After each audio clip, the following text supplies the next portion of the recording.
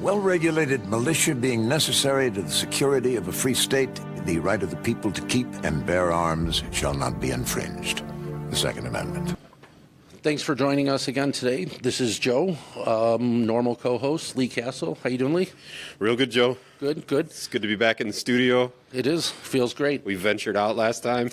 For a very interesting one. That was a great one. It was like a Batman. His office was pretty impressive. Yeah. I really liked it. Visiting Batman, and we had the rain outside. A couple of ambulances. And it was dark. Going by. Yeah. Absolutely. But we are joined today by Lexi. Lexi, how you doing there? Good. How are you guys? Great. Really appreciate you joining us. Of course. And Lexi is a manager of a firearms store in Lake County, Illinois. Red Dot Arms out of Lake Villa? Yep. Red Dot Arms in Lake Villa, yep. Gotcha.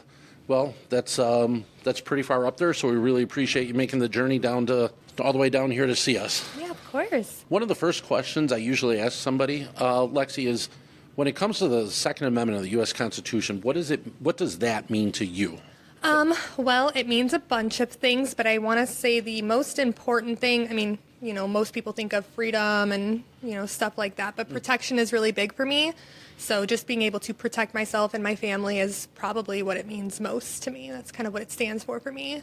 Gotcha. That's actually a great answer. And one of the reasons Lee and I reached out to you to inquire about a podcast, and kind of circling back to what you just said, is being a female, your perception of personal protection may be a little bit different than Lee's and mine. So it's very interesting to me that that's what the Second Amendment means to you. Can you expand on that a little bit in terms of your view of personal protection, maybe when it became important to you? Yeah, of course. Well, I mean, life throws random situations at you, and it's how you handle them. Thankfully, I've never had to draw a gun on anyone or something, but you should definitely train and prepare for if that were to ever happen. So, I mean, personally, it's just when I started getting into firearms, my coworkers and people around me would talk about horrible situations that they went through or someone that they knew went through, customers especially. I can't tell you how many times people came in and said, my car got stolen right from me and I want a firearm now to protect myself. So it's always, for some reason, the last resort for people to get a firearm for protection. They keep trying to find different outlets, but you're always going to end up, wanting one, or you're going to get to a point where you're going to go, I need one to protect myself. So I think that's just kind of my view on it. So you were working at the gun store already? Mm-hmm. Okay, that's interesting. About what age would you have been at that point? So at that point, I started working at the gun shop when I was 18 or 19. I'll be honest, I can't exactly remember. What made you apply there? Like, what made you go in? That's kind of a funny story. I didn't apply. Okay. I ended up there. I was babysitting the manager at the time, his daughter. They needed someone quick. I knew him, and I said, yeah, I'll come in and I'll do, I'll babysit. And then they kind of got a feel for me then, at which point the owner said, well, let's just hire her and see what happens. And, 7-8 years later, here I am. Wow. Yeah. That's great. Yeah. What was that? Can we go back to that? What was that like for you? Had you been around firearms much prior to that? No, it was I shouldn't say terrifying. It was very intimidating. Intimidating is definitely the word that I'm going to use. My dad kind of got into firearms when I was around 16. However, walking into that job, I knew nothing. I was, pretty much useless. So I definitely owe a lot to the coworkers I have had over the years, because they have taught me so much. But it's really about just building and gathering as much information that you can. And the issue that kind of goes hand in hand with that is there's a lot of, just opinions, I should say. Some things are set in stone, some things are a fact, and then there's a lot of open doors for opinions and, what people think and what's good and what's not good. So kind of forming your own opinion has to happen. Did you have any preconceived notions? Did anything sort of get shattered for you? Was it? I really didn't walk into it with any expectations. I really wasn't sure what to expect at all. Yeah. And you obviously trusted the people. You had babysat for them, so it's like Yeah, you had a 100%. connection, so you Yeah. weren't going in blind to anywhere. No. And I remember it was like my first or second day, the bookkeeper was the person training me on the job, and she kept telling me, she's like, if you don't know the answer, just fake it till you make it. She's like, most of it's opinion anyway, just fake it till you make it. And so I just kind of followed that. I mean, obviously I didn't steer people wrong. If it was a question I didn't know, I'd get an answer for them one way or another. But, it was always that kind of attitude. Just, if you go in confident and, even if you kind of know what you're talking about, most people that are shopping at the stores are new buyers. All the people that are fluent in firearms already know what they need. They know what they're looking for. You don't have to explain anything to them. So it was, kind of just go with the flow. How long were you working there before you realized this could be, long term, possibly, career based, not just a temporary job? So I would say that I kind of started considering it for a career when I was assistant managing at that point. So I had gone through the departments of shipping and receiving. I had that down. I went through sales and everything. And when I was on the sales team, that's when they upped me to being the assistant manager. That's where I stuck for about 2 years, I want to say, until I took over completely. But I, just loved the people, loved, the attitudes of everyone. Everyone was always happy. It was just a good environment to be in and fun at that too.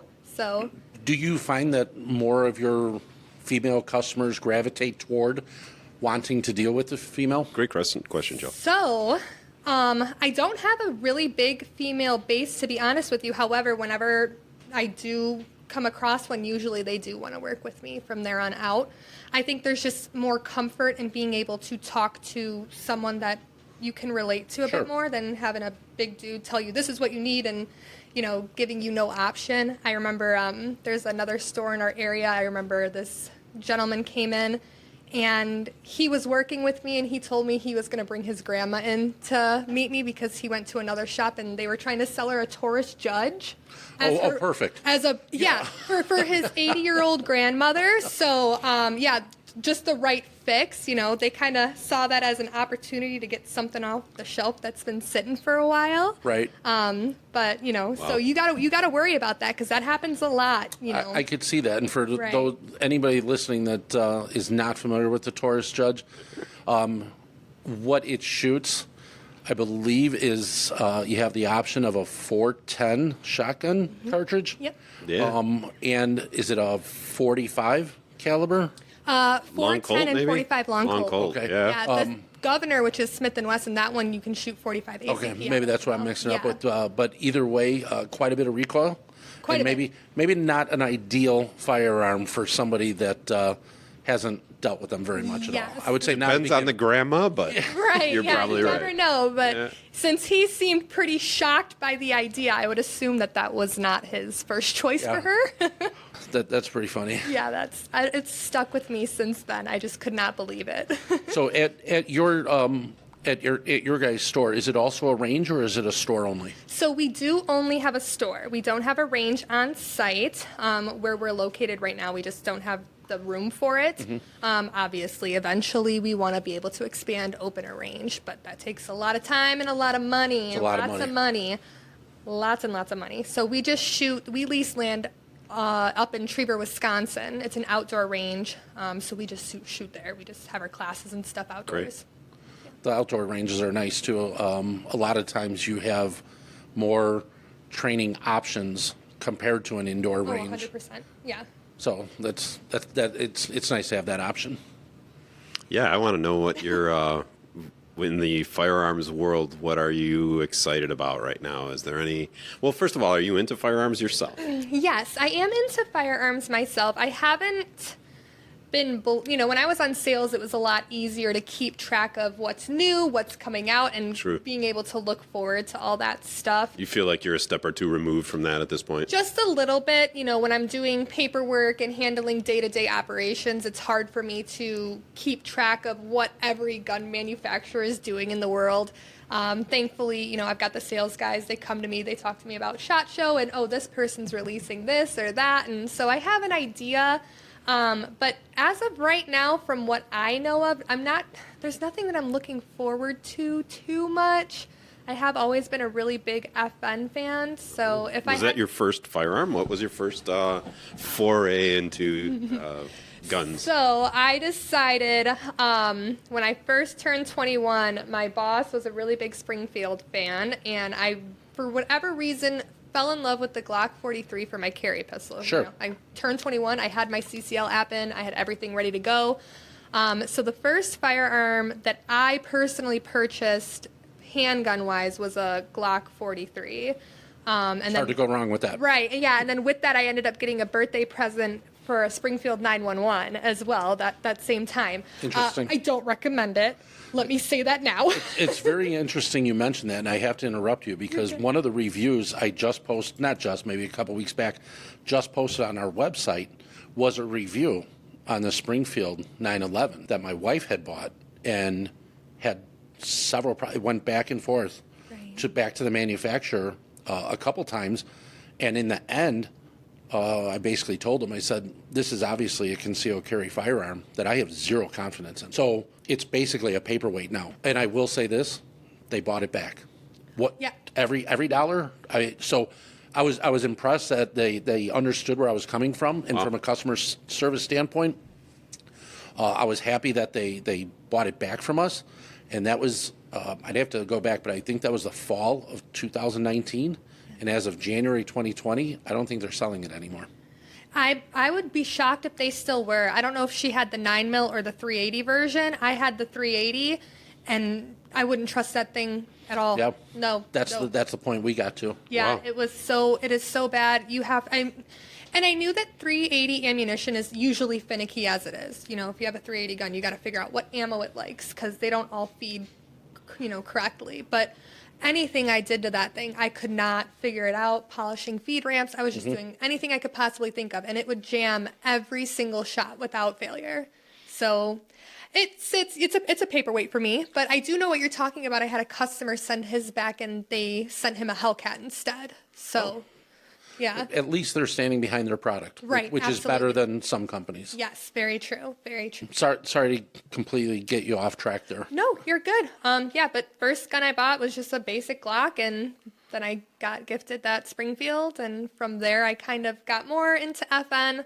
Obviously I was into FN before that, but it was just, the pistols that they had, they were mostly double stacks. It didn't work well. I wanted something small. I mean, I'm a smaller person, Right. so it's not easy for me to conceal carry. So yeah, I just went with the Glock 43, but that was my first pick, naturally. Yeah, you and hundreds of thousands, if not millions, of other people. Right, seriously. And, I'm not the biggest Glock fan. I don't think they're horrible. I do like the fact that there are so many aftermarket options. You can really customize it to whatever you want it It's to. almost endless. Yeah, exactly. And, you take it in for work. Usually a gunsmith won't flinch at a Glock. Some pistols and some items, they're like, oof, but they're so easy to work on that, labor's cheap. It's a good move. Yeah. Do you carry? Yep. What do you carry? My Glock 43. Right. Still to this day. What kind of holster do you carry in a holster? What do you do? So I usually have it in my sticky holster. I'm not sure if you guys are familiar with that I am. brand. Perfect. Yeah, I wear a lot of leggings, so belts don't work good for me. Yeah. I do have outside the waistband, holsters, whether they be leather or Kydex. I go both ways. But as far as inside the waistband, I've tried belly bands. That's another big thing that people try to sell women that are carrying firearms.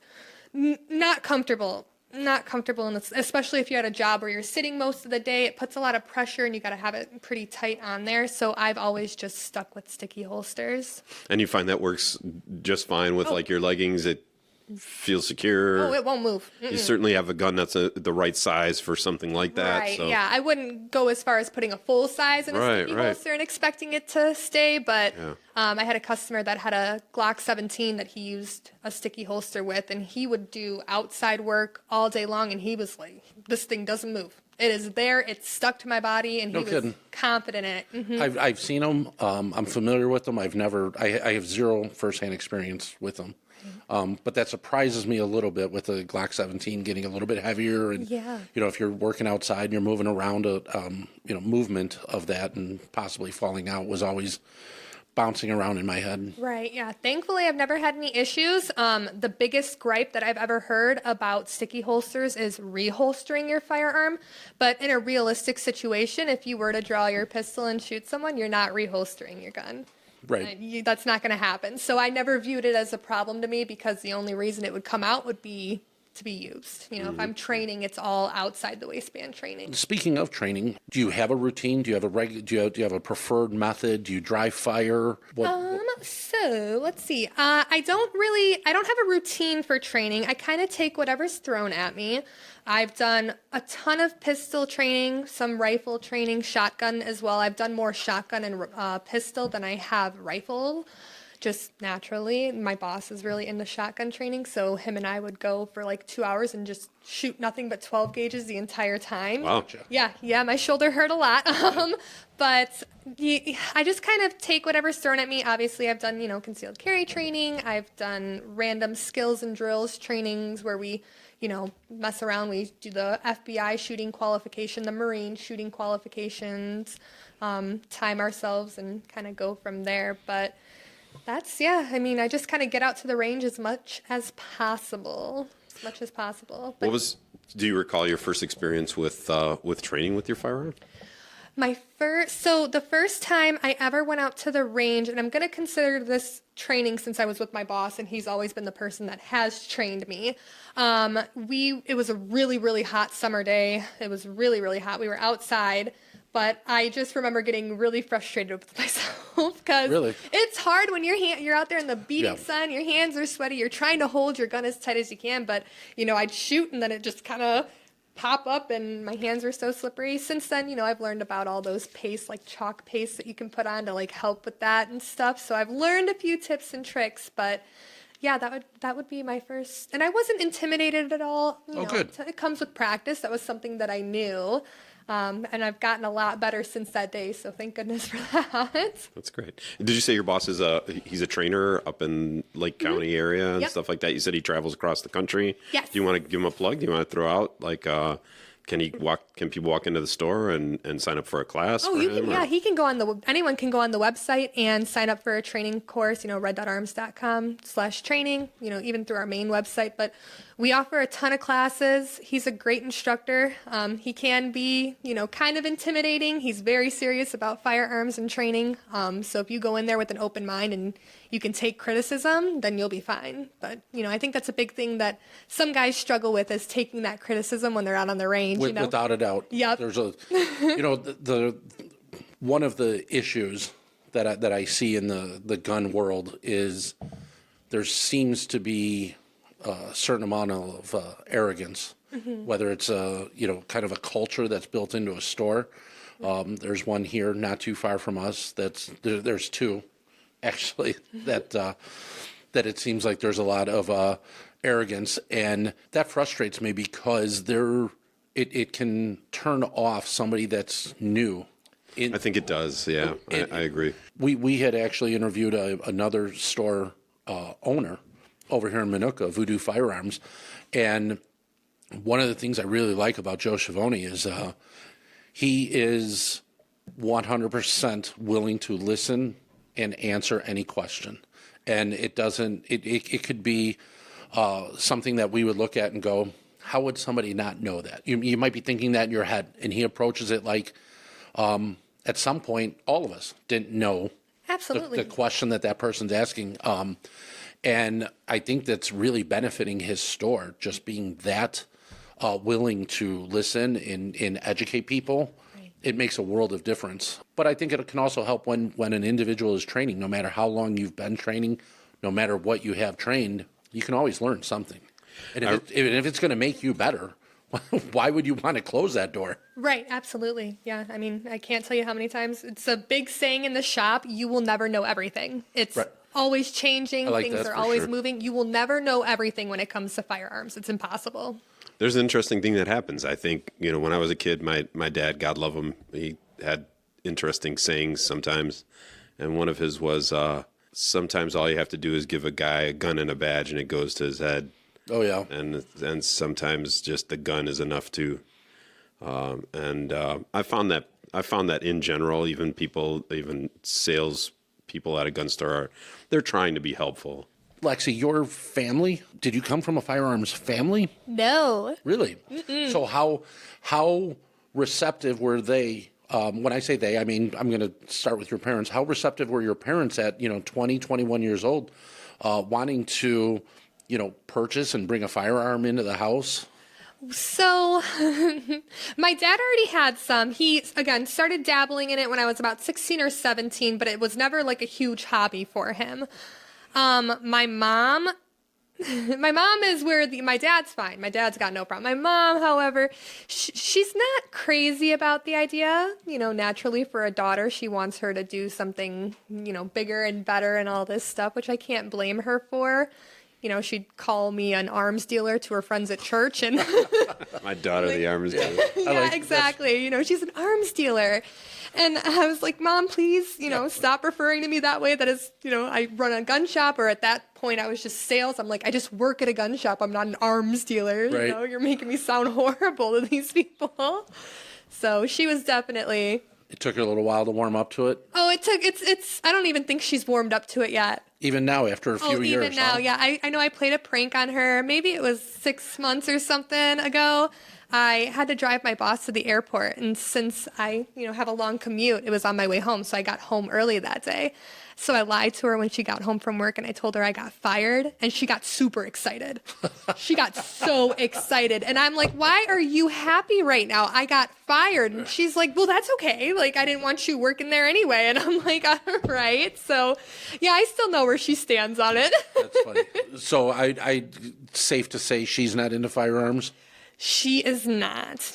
I wouldn't say she's against them, but I think where her problem, and a lot of females struggle with this, is lack of knowledge, and you hear what you see on the news. You think they're these big bad, things, and reality it's a tool. It's the people that they're in possession of that are the bad things. But yeah, and again, to mention our website, the first blog that I wrote was titled "Capitalizing on Ignorance," and I stated people that aren't into firearms get the bulk of their information from either the media or television. Yep. And neither one of those is a good source to get your information from at all. Not at all, nope. Has your mom ever been in the store? She has been to the store. They have visited me at work. Obviously, she doesn't touch anything. She seems I wouldn't say she seems too uncomfortable, but it's definitely not her setting. So... So one of my first experiences in civilian firearms, I had never touched a firearm prior to joining the military in the mid-'80s. And that was a big experience for me. It was nerve-wracking. I remember my hands trembling.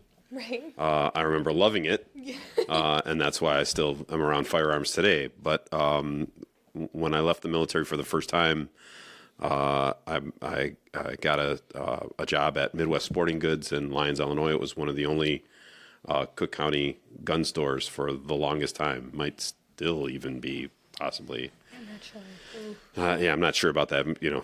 Sure. I may be wrong about that, but regardless, I didn't have any experience with civilians and guns. And I did sort of have this attitude that that there was a training issue, and that somehow it was dangerous to trust civilians with firearms. Right. And then I started working, and I realized, we were a busy store because it was in that Cook County area. And so we sold a lot of guns. Mm-hmm. And I realized that there wasn't gunfights and bloodshed flowing in the streets. Right. Even at the time, there was no concealed carry. So there was no training. You get your FOID and you buy a gun and do whatever you are going to do with your gun. Right. And people act pretty responsible. Mm-hmm. And I got to know people in the industry. I got to know people that they did offer some training back then, and training wasn't a thing. And now it's like the the thing in firearms, training. Right. But back then it was not, but they offered some courses. Jack Manfrey, a retired Chicago police trainer, did courses there. And so then I started meeting the people that were taking those courses. And what I found from the 1990s to today, that the people that take courses in firearms are like uber conscientious. Oh, absolutely. Like they are the people, like it's almost like a self-selecting process. It's like they are the people that you do want to trust with firearms because they're not only taking on the responsibility of arming themselves, but they're taking the additional responsibility of training themselves. It's almost like as if a person who's driving a car, which is far more dangerous, right, to yourself and others. Yeah, absolutely. If you had a person that goes, you know what, I drive this car. It's a huge responsibility because it's dangerous to the people, myself, my family that I drive around with, and it's dangerous to other people too. So I'm going to take a defensive driving course in addition to what the state requires me to do. I'm going to take an additional course just so that I'm safer and all the people around me are safer. And those are the kind of people that are getting training and especially advanced training in firearms. Right. And so if I could just get people that are skeptical about that group of people to come and meet those people, they would feel so much better about firearms in the Second Amendment. Oh, 100%. Yeah, training is, a lot of people sleep on it. A lot of people do. I mean, we sell tons of guns to people. We, do transfers and all this stuff. But when it comes to training, you'll see a lot of people just do the bare minimum. They'll do their concealed carry training and that's it. They'll do the 16 hours and they don't take any more training after that. And it doesn't hurt you to take more training. Training is what gets you better. It's what makes you more confident in, a real life situation. So I don't think anyone's ever been too well trained. No. So just keep getting better, right? Like yeah. there's no downside. No, there really isn't. I mean, you can go to the range and spend, whatever it is for range costs and ammo and all that. And kind of how I've always viewed it is, we have a skills and drills class, which is, I believe, 2.5 hours long. Oh, that's a mini drill. So skills and drills, let's talk about mastering the fundamentals. It's a 4-hour course. It's all range time. So you pay $75 and you're shooting the entire time. All you got to do is bring your ammo. What's the difference between paying a, 4-hour range fee at an indoor range and now you have a licensed instructor with you to help guide you and make you better? So I've always struggled with how people don't see the advantage. If you're already paying those range fees, you're already buying ammo. Why not take advantage of having someone that knows what they're doing there to help strengthen those skills? Yeah, after those 4 hours with an experienced trainer, you're undoubtedly going to know, even you're going to automatically know more about your grip, your stance, sight picture, just all of it. Right. Yeah, absolutely. I think even more effective parallel is people that take a motorcycle safety course. A lot of people just get on motorcycles and ride. Right. They go, they ride, they train enough to pass their motorcycle proficiency test, and then that's all they ever do. But there are a certain group of people that take a motorcycle safety course, and those people ride so much better. Oh, 100%. Than people that did, and I think that's a great parallel. Oh, yeah.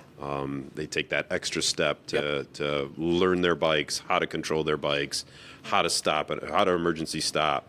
It's just it's a night and day difference. Yeah, it's a great comparison though, because when I started riding motorcycles, I hopped on one without a class, and I thought I knew everything and had my permit. I was ready to go. I was riding with people, but what I learned in that class just made me 10 times better than just hopping on it, having no idea what's going on. So it's a big advantage. It's worth your time. Yeah.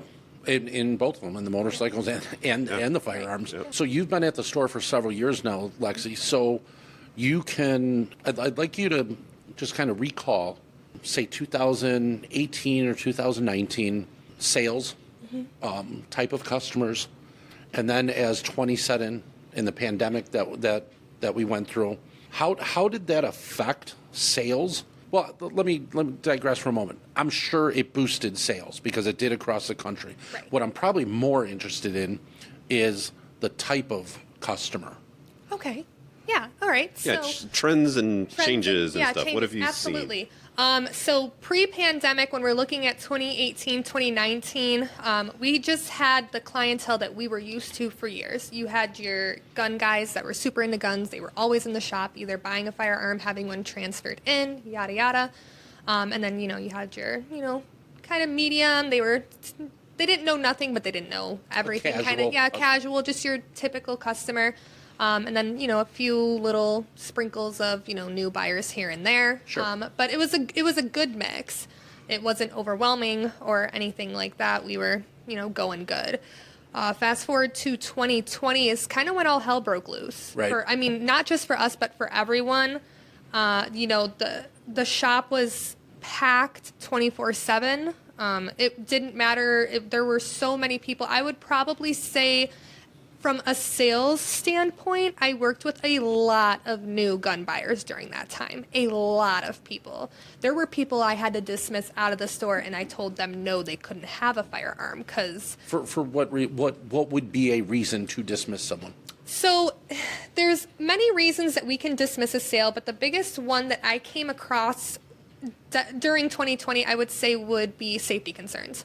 If I drop the slide on a Glock and you jump halfway across the room, I'm already not too confident that you're going to be confident with this firearm. So it was, I had customers that refused to hold the gun because they were so terrified of it. And then I would look at them and go, why are you here then? But wanting to purchase one. But wanting to purchase one, wanting to buy them. And, at that point I would push and say, take an intro to pistol class, an introduction to pistol class. It'll do you wonders. It'll give you some confidence. You'll know what you're doing. And that's kind of how I handled some of those people, just because it wasn't in my, best interest. I remember there was a gentleman who won a firearm on a raffle, and I dropped the slide and I put the magazine in to pack it back up in the box. And he looked at me and he was dead serious. He's like, "Is it loaded now?" And I looked at him and I went, no, just put an empty magazine back in your gun, sir. There's no ammunition in here. But that question kind of irked me a little bit, because if you don't know that, then Sure. that can be kind of, concerning. So, but, there's tons of different reasons that we reject sales. But during 2020, I'd say just I wasn't comfortable with giving someone a firearm if they Yeah, sort of like, I want to buy this car, but I'm terrified to drive to it. get in, like, I'm going to be white knuckling the whole time. Right, And exactly. maybe we're not ready for that Yeah. step yet. And you saw quite a bit of that. I saw quite a bit of that. I wouldn't, it wasn't a ton of it, but I had never rejected someone from buying a firearm previous to 2020 because of them being too afraid of a firearm.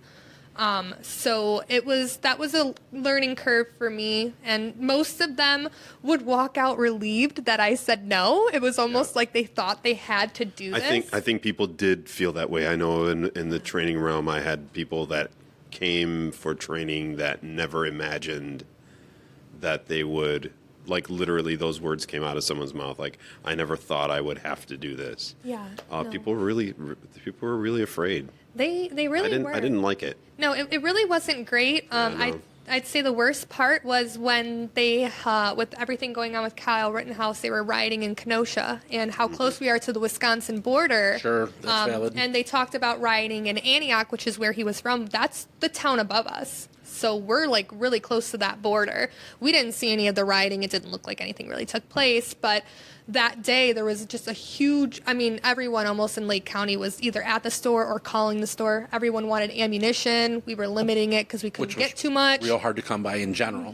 During that time, absolutely. Thankfully, we had a gentleman who remanufactured ammunition professionally, so we weren't totally shut off from distributors. We still had that outlet, so that saved us a lot and a lot of people, because that was the ammunition they got. But yeah, it was very intense during 2020. Did you see more, say maybe single women at that point? Was there that additional fear within that demographic, or not necessarily? There were definitely more women than I had seen previously, but I wouldn't say that there were so many that I noticed a huge change. There was just more people in general, and obviously women come with that, whole Right. dynamic. So it was more men, to be honest. The only time I really dealt with women was if they were calling to see if they could get ammo for the day, because, you know, their husband would stop by every single day to get his 2 boxes of ammo. Everyone was trying to load up. So I dealt with more of that than new sales, but, you know. Gotcha. And how long would you say that carried through? 2020, obviously, I think it was mid-March of 2020 when really a lot of the fear of, you know, what is this thing, you know, shutting down NBA, shutting down, I think, the NCAA, hockey shut down. They started talking about limiting flights at airports, and I think that's when a lot of the fear was like, okay, what are we coming into? How long is this going to last? How long did that affect carry through? So I would say just beginning of COVID, it really wasn't too bad. You know, we had the ammo. It was when the rioting started. That's when things got out of control. I would say from July or August through, I would say, September, October was probably the busiest time. We were pulling, you know, what we were making in a day was what we were used to making in a month. So it was insane. It was absolutely insane. When you saw you guys probably, it's pretty obvious when somebody's a newer customer, newer gun purchaser. Did many of those people start inquiring about training, or did you get the impression that a lot of people were like, I just want it at the house. Just in case something happens, I want it at the house? So I believe a lot of people just wanted it at the house. We always talk about training when making a gun sale. It's the perfect opportunity to go over it. We want to push as many people to take training as possible. But obviously, you know, if they're not willing to, then they're not willing to. So I would say we definitely saw a little spike in training as far as introduction to pistol, you know, intro to pistols and revolvers. Makes sense. And then concealed carry. A lot of people wanted that. I can't, you know, so little did they know it would take. At that point, the state police were so overwhelmed with applications because you're taking all these people who took too long. You know, everyone was applying for their FOID card, all the people that didn't have one. So there was a huge flood of not only FOID card applications, but concealed carry applications as well. I had customers waiting 6 to 8 months until they received their card. Yeah, and somebody that previously did not have a FOID, then had to wait for their FOID before going for their concealed carry. From the day they walk in to the day they were actually able to put that on their belt on a daily basis, you know, paying attention to the internet, there was all sorts of 9, 10, 12 months. And that's a long time. It's a long time. When you want a solution right now, it's a really long time. I used to suggest to people before COVID and riots and all that stuff, I used to, you know, tell people why, you know, sort of why not. Your situation in life could change. I always used to think, well, I used to tell friends or family, you know, do you have a teenage daughter, you know, and is she going to be dating at some point? And if she's dating, you know, is it possible that she might get involved with a guy who just, when they break up, is not willing to accept the breakup? Right. That might be a time when you, even though you haven't been carrying, that might be a time when your family might want to incorporate carrying because you have a specific threat. Yeah, I mean, you never know. Road rage is another good one. Things change, right? Yeah. Your safety situation might change. I never imagined that it would be riots that triggered people, but you know, then there was this scramble at the last minute. So I was with family today, and I have a cousin that lives out of state. She lives in Texas. Why a person lives in Texas and doesn't have a gun, I think she's probably the only one. But you know, she sort of said anyone in Texas didn't have. Right. It's interesting to know there is one. Right. Yeah. It's my cousin Sam. Gotcha. Hi, Sam. So Sam's a 20-something female, single, attractive girl, and she sort of says to me, I think it's about time, uncle, like that I learn firearms. Yeah. So that she could get one. What recommendations would you give her? Glock 43. No, not for a new shooter. Absolutely not. Anything that's a double stack full size that fits well in the hand. You know, if you wanted to stick with Glock 19, I wouldn't go as far as a 17. It's hard to say when you can't see their hands because the size of your hands plays a really big part in how we fit a firearm really good for you and, you know, whatever you're trying to go after, concealed carry or range, practice, home, safety, whatever the case may be. Obviously, concealed carry, we want to get you in a compact firearm. But if it's for practicing, home defense, stuff like that, anything full size would, do the trick. There's so many different options out there. For the weight to minimize recoil, is that why you're saying full size? Yeah, full size, more to hold on to. It's not as snappy. The longer the barrel, the better is what I usually tell people. But don't go crazy to where you're holding it and it's just dragging down in the front because you can't support it.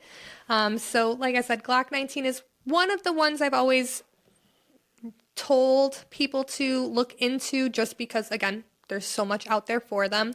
But I mean, you could do an FNX 9, that's a hammer fire, but some people prefer that over the striker fires. And Smith & Wesson has the M&P 9. There's so many options out there. There really are. There really are. So it's about feeling and holding it and seeing what feels good to you. And, one of the most common misconceptions, people hold a gun and they go, it feels really top heavy, like really heavy in the front. And I'm like, well, that's because you got nothing in the back here. Once your magazine's loaded and you've got 15 rounds of 9mm in there, it'll feel even. It's not going to feel too front heavy. And they learn the proper grip angle, not grip angle, proper grip, getting, that hand all the way up underneath that frame all the way to the top. Right. Makes a huge difference. In like muzzle flip and stuff like that. Yeah, making sure your hands just wrap around it completely and that you can get a good grip on it, because if it's too big, it's not going to work great for you. If it's too small, it's, again, not going to work great for you. So, Would you encourage her? Of course I would encourage her. I would encourage any woman that came to me thinking about purchasing a firearm. It's an ultimate equalizer. Yeah, absolutely. I mean, I wish that there were more women that were interested, and not, again, it's a man's world, so I see why they're very intimidated. And I'm sure one of these days I've always thought about walking into a gun shop and seeing how they treated me, because they wouldn't know who I am. Secret customer help. You haven't gone to ever kick tires somewhere or anything like that? I've never. That would be Each interesting. place I've gone, they've known who I was. Yeah. So I would really love to go in and just work with someone and pretend like I'm new and see how they treat me, because I am a woman, and just see how it goes. So what do you think the firearm industry could or should do to draw in more females, to make them be less intimidated? And I asked that, and then I'll preface it with, I don't know if you're familiar with SIG, with their whole Rose program. Yes. That they started. Yeah, and great program. And it seems to be very effective. And to be drawing more and more females in, and I see more events, a girl with a gun, just setting up different things, and I personally think that that's fantastic, because not only the more people, but the more females, then the bigger the community gets, the bigger the culture gets, and it could remove some of the stigma, just slowly with more and more of the population, but more on like like in your store or locally, what do you think the gun society should do to draw in more females? Well, I guess it's hard to say.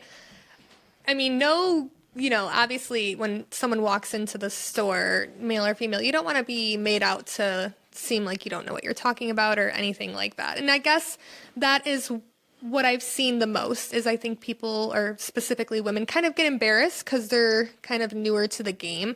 Another big issue I see is husbands not letting go and trying to control, no, she needs this. This is the gun that's going to work for her. You don't know what's going to work for her. No, a grip angle makes a difference. Exactly. The weight. Exactly. I mean, most of the time, I've noticed a lot of older salesmen that are, gentlemen, have pushed revolvers on women. That's a big thing. Okay. A lot of people in the industry try and push revolvers on women. I've never understood it. I think that it's a lot easier if you're a new gun purchaser or newer to the firearm game, it's a lot easier to learn with a pistol than a revolver is. But for whatever reason, I think that stigma just kind of stuck. Prior, back in the day, they used to always be revolvers, you've got the Lady Smith and all that stuff, but those snub-nosed revolvers in 38 Special are not fun to shoot. Yeah, and I think that's part of it. You're literally controlling an explosion in your hand. Right. And the more comfortable that you can make that for an individual, the less intimidating it's going to be. Absolutely. No. Yeah, some military trainer at some point said to me, it's not a natural act. Yeah. It's a controlled detonation of explosion in your hand. You're not supposed to like it Right. at first. I like it. Yeah, I like it. I love it. He's got no problem with Right. it. But I see why a lot of women are deterred from it. Or you'll have, that one friend that gives them a caliber way too big for them to handle that tries to play a fun trick on them. I've seen that deter some women from shooting as well. They don't, that trust is gone in that moment. Yeah. It drives me crazy. Yeah, but I think it's just, they think it's a man's world. But it's a world for everyone, and I wish more women would get into it. I think it is trending that way, slowly. Yes, I would hope. Yeah, so We'll see. I'm glad to see that. I hope that some of the other manufacturers maybe take a page out of Sig's book and go, hey, if we focus our marketing and we develop products that could draw in more women, there's no downside on the sales aspect of it. But like I said, and I hate to just reiterate, but the more people in general, but then more specifically, the more women that are in the culture, I just think it's better for our society in general. Right, yeah. I mean, being supportive of whoever you want in your life, female-wise, to be into firearms, support. Don't try and let whoever is the professional in the situation, firearm instructor, or whoever, teach them what they need to know. A lot of husbands or boyfriends try to bring their girlfriends to the range, and I'll tell you right now, I don't like it when he tries to tell me I'm doing something wrong or not right. So it's interesting. I've had at least, I think maybe 30% of my clientele has been women. Of those women, I can think of probably 3 that said I will not train with my husband. It's a bad lot. idea. A lot of people will, but some people are just like, nope, I'm not coming with my husband. I need to go on my own and do this. No, we've always recommended. And they're not blaming their husband necessarily. They're just like, it's just the way, like, our dynamic doesn't lend itself to me learning from him in that environment. Yeah, no, that makes a lot of sense. That's kind of been a really big thing in the firearm training industry, is trying to get women out of this mindset that their husband knows best. Because, I mean, if you're trying to teach someone and you don't know what you're talking about, you're setting someone up for failure. You're doing more harm than good. Exactly. And, there's bickering, there's fighting. We've had training classes, like that where, wife and husband are in there and it's just back and forth. So it's just better to let someone else handle it, just because after you have that relationship with someone, then it's hard to take criticism from your significant other. Yes. So getting an outside opinion is definitely the way to go. Yeah, I agree with you more. In general, whether it's somebody that's younger or not familiar with firearms very much, I keep a couple of 22s just to make it, hey, go ahead and shoot this, and there's not the recoil, and I have found that helps people. It's kind of walking into the water really slowly, and it's a real gradual slope. But I found that has helped with a couple of, like, even nephews and niece and stuff like that. No, always start them off on a 22. First time my dad took me and my sister shooting, he had an XDS in 45. Ooh, okay. Yeah, but he rented us a 22. Me and my sister, I was 16 at the time, so, we got to both shoot and everything.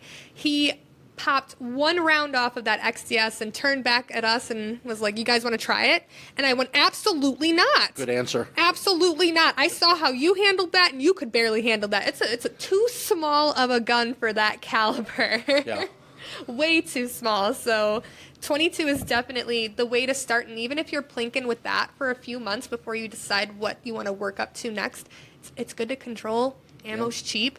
It's a great start. That's a great point. The ammo's cheap. But what's nice now is even plenty of the manufacturers are coming out with 22s, and it's a very similar platform as the other calibers. So you can literally graduate in almost the same grip and platform and size. Weight would be a little bit different, but you're not learning a new firearm. You're just literally changing calibers. Yeah. And I think that's a great option. It is a good option. Really appreciate you coming out. I know we tried to hook up a couple times, and everybody's lives are busy and stuff, so I'm glad we were finally able to do it. Yes. And what I'd say is probably like to have you back for a future one. Yeah, or even like a panel. We've been thinking about like a women's panel where we have several women on. Absolutely. And just talk about guns in general. 100%.